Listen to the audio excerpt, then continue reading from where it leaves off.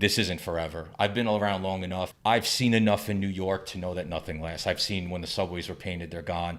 I remember when the highways were killed through like the 80s, through like maybe the mid to late 90s, those are clean. A lot of the streets that they do, I mean, parts of Manhattan are killed, but a lot of the more like ritzy areas that used to have tags and everything's clean. So there's no doubt in my mind that eventually, especially with technology and stuff like that, now more drones, and I'm sure with material, I wouldn't be surprised in the future if they have something they just spray and it takes off. So I don't know if it'll be in my lifetime, but I definitely know that, it's great to have people such as him, who documents this stuff in a way. I mean, when I got that book, when you told me you were doing that book, I remember, and correct me if I'm wrong, I think that was like your first big project book. It was the first big book. It was.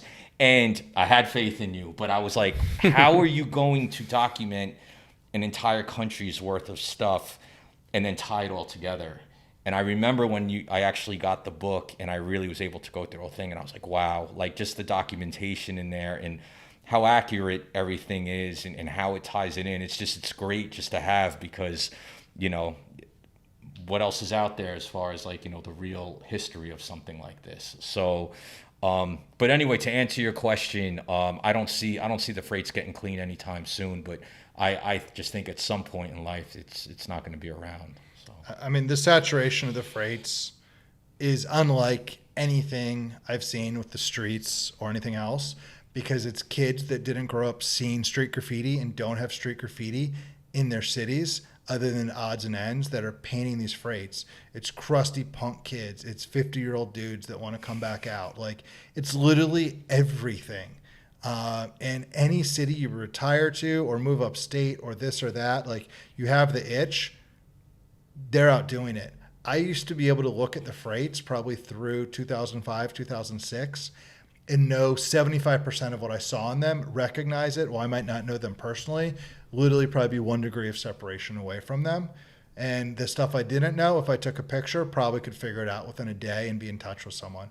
I look at them now, I might know of 1 in 100 things I see, if that. Yeah. You agree? Yeah, I would definitely agree. Definitely. It's there's so many names out there, and listen, I love benching. I have spots. I'll go upstate or to Jersey. My girlfriend, she's into art. That's what she does for a living, and she doesn't write, but she appreciates it. And we'll just go, and we have spots where we'll put our beach chairs out and just chill. And but it's crazy because I see new names all the time. It's just like on a weekly basis. It just seems like there's new people coming out that it's hard to, unless something really sticks out, it's hard to really keep up with. It's easier to get good quicker. It's easier for more saturation quicker. And when something reaches this mass saturation and just this critical mass of people, it's going to get shut down places. Like there's no way around it. That is what it is.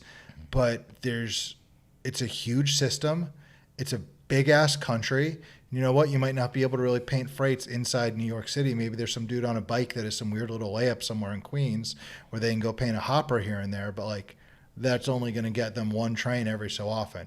If you want to be dedicated to this, you're going to run. You're going to have to hop fences. You're going to get chased. You're going to get, cut. You're going to get fucked up. You're going to get hurt painting freight trains. Like, it's a dangerous sport. It's a dangerous hobby. It's a dangerous art form. And anything like that, especially when there's people breaking and entering into the trains just to steal from, and the amount of damage on them, it's going to get shut down. It has been getting shut down, and it's going to get shut down. I don't think it's getting shut down anytime soon, but cities are starting to crack down. And if you want to be a real freight rider, you're going to have to live with that. Yeah, I agree. I don't think it'll ever be completely clean like the subways are, but I think it'll be a similar pattern where, like now you see so many, trains. I'm talking about New York City subways getting done. And a lot of those, people are getting footage. Oh, people outside of New York, it's running. But what a lot of people don't understand is the majority of what you're seeing is it getting pulled out to a layup to go to a yard to get clean. So what I think, if I was to speculate, I think with freights it would be similar. You'd have these spots in the woods, maybe people are painting and stuff, but eventually at some point when it gets to a big yard, at some point they would have the means there to clean it. So it would be hard to get under control, and it definitely, there would be stuff running, but I just don't think it would be to the extent as it is today. I don't think it's anytime soon. No, I think I don't. I think it's going to be continuing in every major city and every major yard. Security will continue to get tighter and tighter. But if you can get into the subways and paint the subways, you can get into the freights and paint the freights. But as anything, it'll start to get tougher and tougher. And if we're having this conversation in 10 years, I don't think it's going to be easier. I think there's still going to be a lot of fucking freights running around. But a lot of people are going to get weeded out because they don't want to put in the effort. Right now, painting freights is not easy, a lot of cities, but it still is a lot easier than certain things.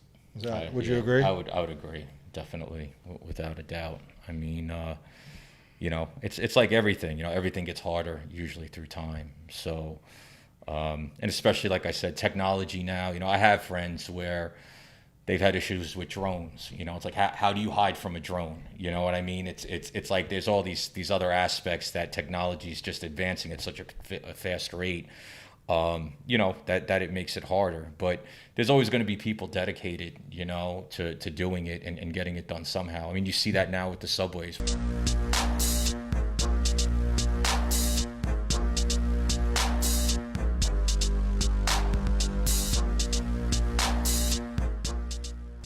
Graffiti at its purest form is vandalism. Like, it's illegal writing, it's repetitious, it's ego-driven often. Whether it's a beautiful piece on a train line, a rooftop, or a great bubble letter somewhere, like, it's incredible to see. It has energy, it pops, love it. But like you said, it's done by creative people. And creative people find other ways to do outlets. Creative people have to do different things with their lives here and there. Everyone has to do different things with their lives here and there. And sometimes that manifests in different forms. The craziest street bombers could have been taking art classes since they were 4 years old and be sitting at home, making landscape paintings too. Like, art is art in a sense, and it manifests in all different ways. And it's incredible that a raw, illegal art form started by kids has turned into, one, a global movement, illegal, that's still very active, and two, that it's spawned a global art gallery, museum, public installation, inspirational art movement also. Well said. Damn. I mean, he pretty much nailed it. I mean, if you're asking if I think graffiti's art, I mean, I definitely do. Whether it's a colorful piece, hand style alone is an art form. I look at that as art. Throw ups, everything is art. And I give love and I give people props who are able to come from this culture. Do it the right way. Get out there. In the trenches, do things. Going out at night painting.